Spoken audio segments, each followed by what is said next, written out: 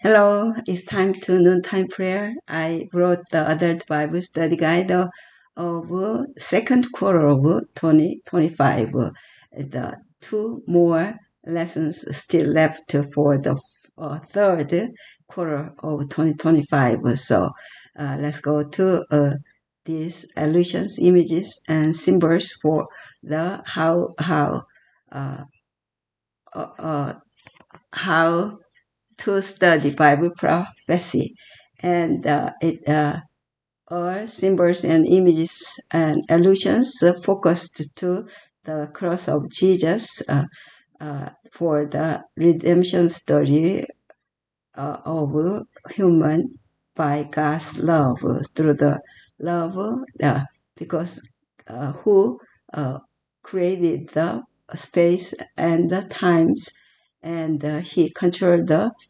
space, not only space, but also the time. So he gave us the prophecy through all the allusions and images, symbols. So let's study the certain lessons.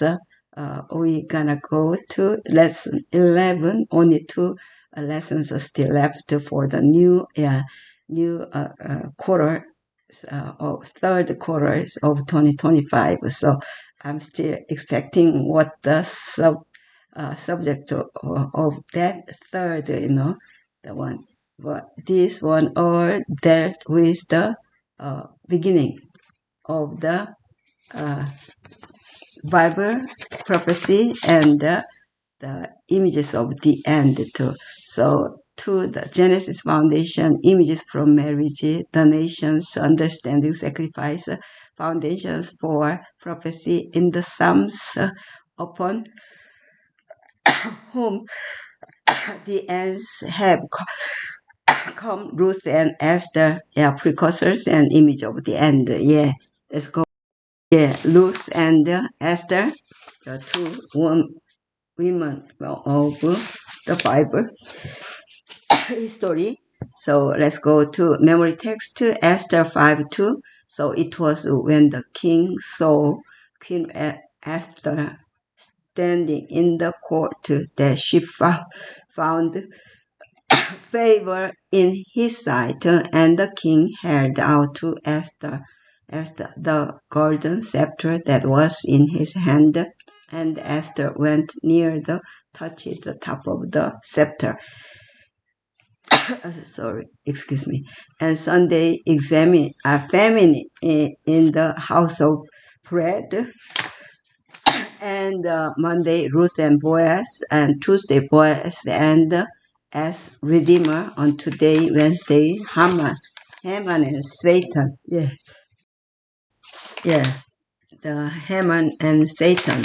So it's so interesting. Famine in the house of bread. The famine brought the house of bread, and go to Ruth and Boaz. Boaz as Boaz and the Redeemer, and Haman and Satan. So interesting. In the story of Esther, we meet Haman, who is hungry for position and power.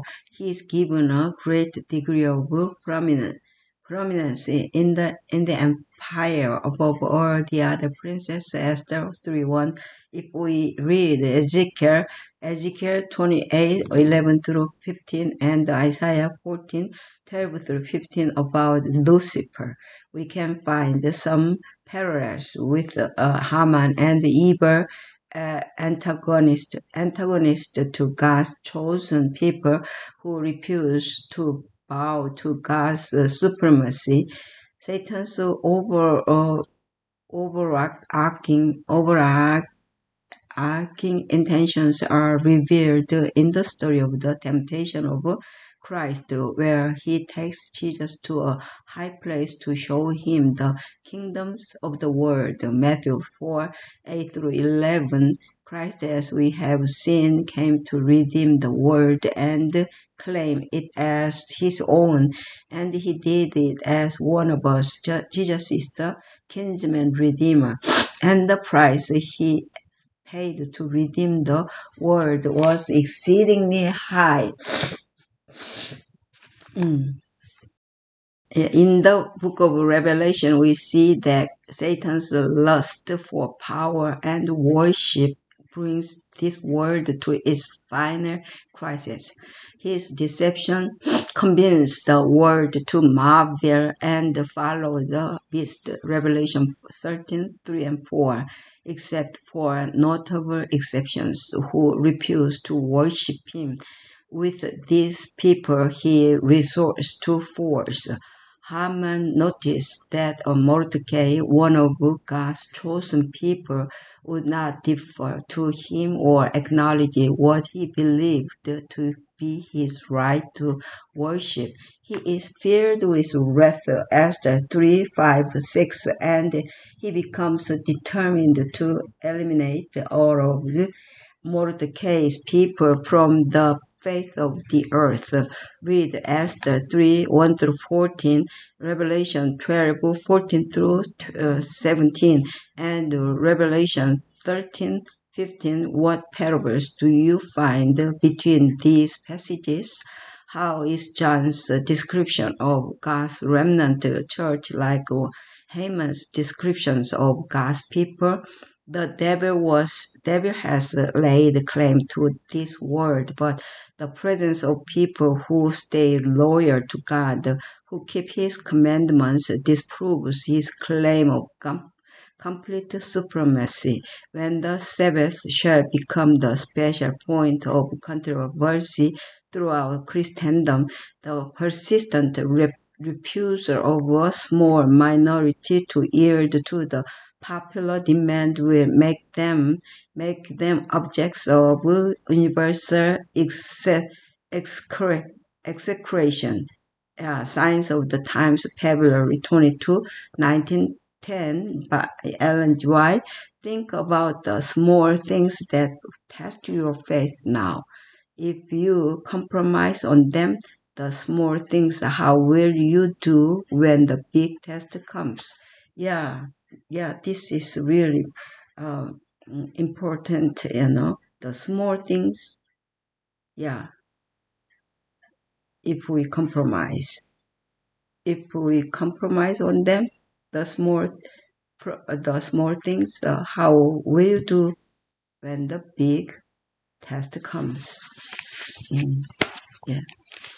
And Thursday, for such a time as this, there is an unfortunate tendency among some Christmas some Christians to dwell on the hard things of Bible prophecy. We see that trying times lie ahead, and the study of prophecy can become fear-based, focusing on hardship instead of the promised resolution to the story. While God does not sugarcoat the future, and he is honest about the events that will transpire between now and the close of the great controversy. It is important always to read the story to the end. There is a general pattern in prophecy in which God reveals the truth about the mess created by our human rebellion, and he shows us the consequences, but then he always holds out hope. Some have looked at the predictions of a final crisis, the time of Jacob's trouble, with fear and trembling. Undoubtedly, the closing moments will not be easy ones for God's people, but just as the prediction of hard times is reliable, so is the promise of deliverance. In Revelation 12, the devil pursues Christ's bride with a hateful vengeance, but God intervenes to save her. The story of Esther also has a beautiful queen playing a central role in the drama, and God uses her powerfully to save his people. Read Esther 4:13 and 14, Esther 5:1 through 3, and Esther 9:20 through 28. what lessons can we draw from these passages regarding our applied in the closing moments of Earth history?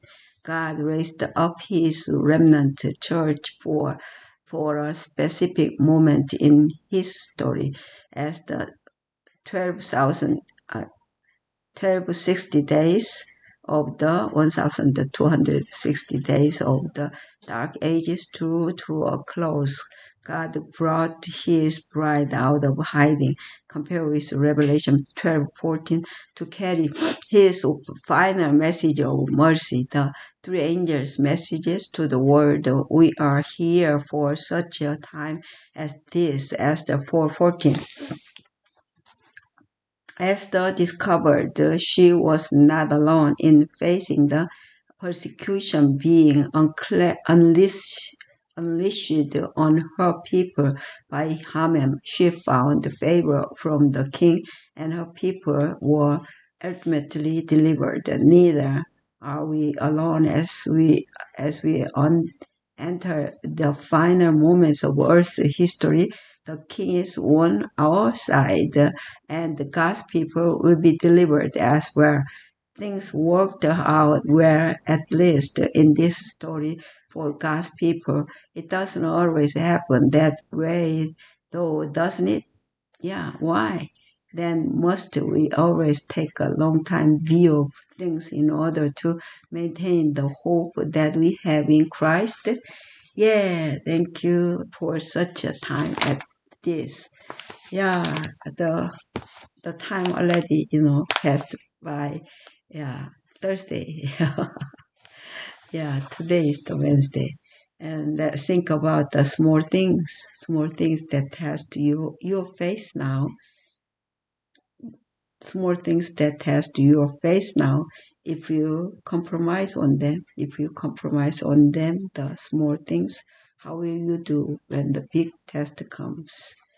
Yeah, thank you. Let's pray together. Our Father, which art in heaven, hallowed be thy name. Thy kingdom come, thy will be done on earth as it is in heaven. Give us this day our daily bread, and forgive us our debts as we forgive our debtors. And lead us not into temptation, but deliver us from evil. For thine is the kingdom, and the power, and the glory forever and ever. Amen. Amen. Yeah, may God bless all of you. Amen. See you tomorrow.